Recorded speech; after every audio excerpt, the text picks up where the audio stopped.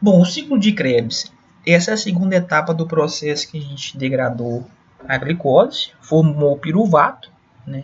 Inicia-se uma nova etapa. O ciclo de Krebs sempre inicia com acetilcoenzima A, né?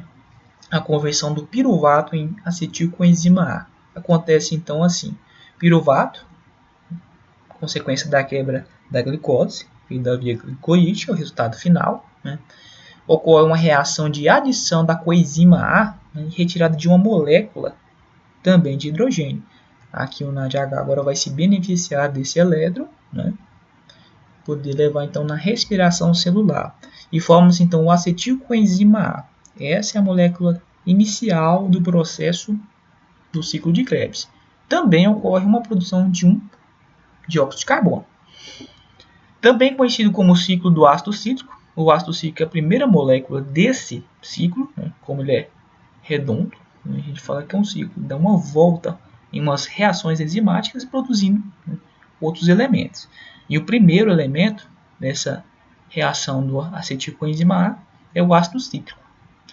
Ocorre no interior das mitocôndrias. Esse é um processo totalmente dependente da mitocôndria. Aqui a gente não está falando mais do citossol, e sim dentro da mitocôndria. Então, é um processo que vai utilizar para a produção de energia e de outros elementos também. Tem a finalidade de produzir energia, né, suficiente para atividades envolvidas nas células. Além de energia, eu vou especificar outras funções também. Esse é o desenho temático do ciclo de Krebs, como eu fui mostrando anterior, só que de outra maneira.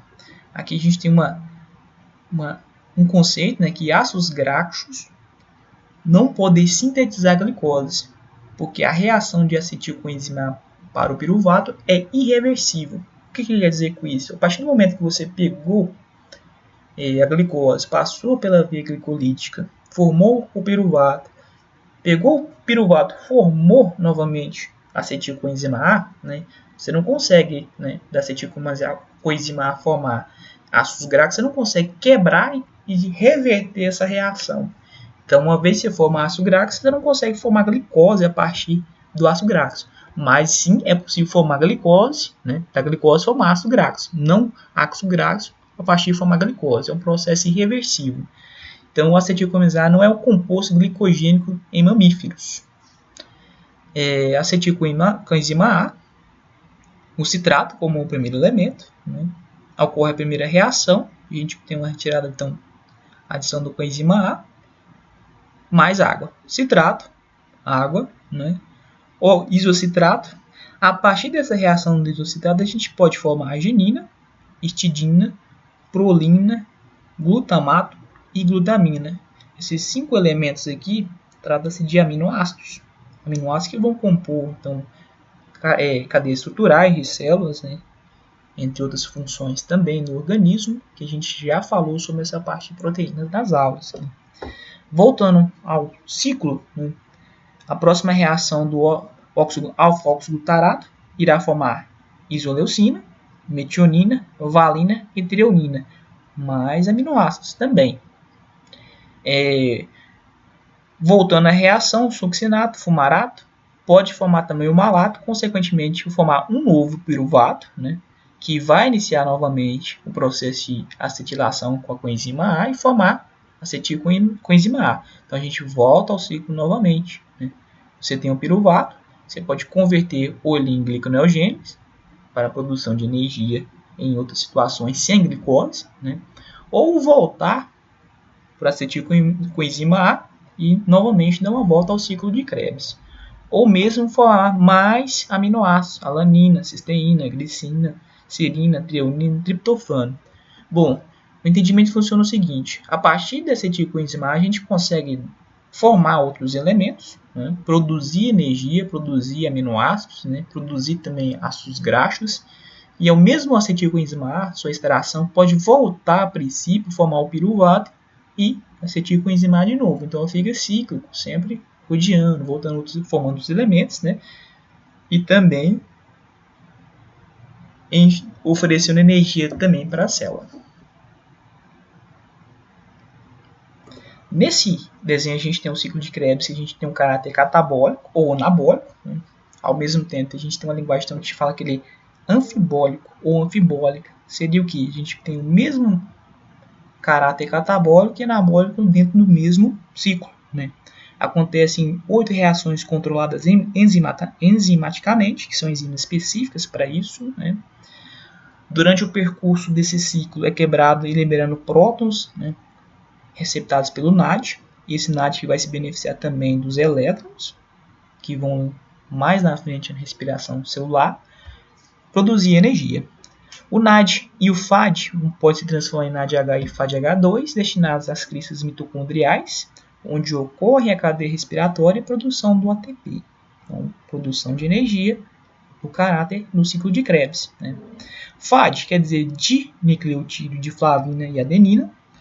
Também é um cofator capaz de sofrer a ação redox. Ele pode captar então o hidrogênio, que é a sua ação redox, e reduzir o formato então de 2-FADH, um estado em que aceita 2 átomos de hidrogênio, e vai se beneficiar também na respiração celular para a produção de energia. O NAD, a gente já falou dele, né?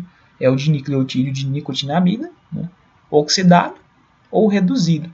Vai transportar elétrons também junto com o FAD e irá produzir energia, né? Aqui no nosso ciclo tem um piruvato, como eu falei, convertido em acetilcoenzima A, faz suas reações sequenciais e tudo mais. Dessas reações a gente produz esteroides, ácidos graxos, né? Pode produzir também aminoácidos em geral também, purinas, porfirinas, né? O componente M também das hemácias e tudo mais, da hemoglobina, mais aminoácidos também. Pode entrar também na gliconeogênese e formar mais glicose e formar o que? Mais piruvato. Ele dá essa volta, né? E forma novos elementos também. Isso ocorre onde? Dentro da mitocôndria, nessa parte. Dentro do ciclo de Krebs, o FAD tem um papel importante de produção de energia para a célula, né? A gente coloca no desenho aqui os desenhos verdes, que são colaboradores desse processo, né? O FAD, o dinucleotídeo de flavina e adenina, ele sofre redução, né? Então ele vai captar esse hidrogênio que aconteceu nas reações enzimáticas de cada elemento do ciclo de Krebs, né? O FAD, por exemplo, aqui do succinato, formação do fumarato, ele se beneficiou do hidrogênio. O que ele vai fazer agora desse hidrogênio? Levar para a respiração celular e produzir energia. Já o NADH2 tem uma função também semelhante a ele, um dinucleotídeo de nicotinamida e adenina, vai captar o hidrogênio, né? Essa é a função dele, captar hidrogênio e levar para a respiração celular, certo? Então ele vai dar essa volta circulando, né? Tanto o NADH, né, quanto o FADH2 vão se beneficiar então do hidrogênio, levar esse hidrogênio para a respiração celular e formar mais energia. O GTP, esse é novo, né? O trifosfato de guanosina, ele trata-se de uma purina. Ele também se beneficia dessa parte. A sua função principal é servir de substrato para a síntese de RNA durante o processo de transcrição.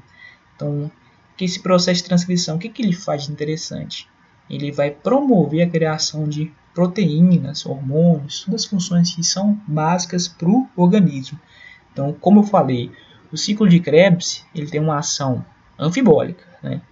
Catálise, né? Que vão quebrar, retirar elétrons, ou anabólica, né? Formar novos elementos, como a gente tem aqui no GPT, aminoácidos, triglicéridos e tudo mais que a gente tem.